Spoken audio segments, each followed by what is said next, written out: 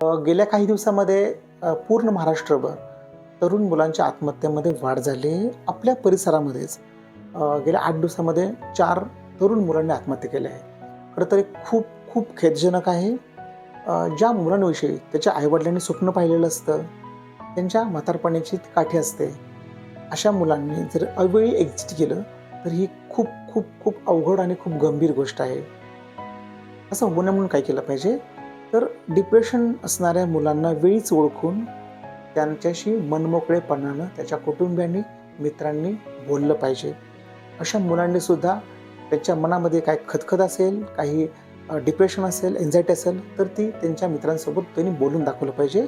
बोललं तरच संकटांना वाचा फुटते आणि ते संकट सोडवलं जाऊ शकतं. तरुण मुलं ही देशाची संपत्ती असते आणि अशा मुलांनी जर वेळीच आत्महत्या केली तरी खूप खेदजनक गोष्ट आहे.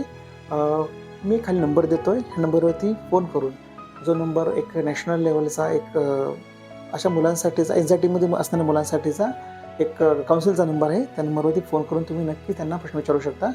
त्यांच्याकडून काही मार्ग निघतो का ते पाहू शकता. धन्यवाद.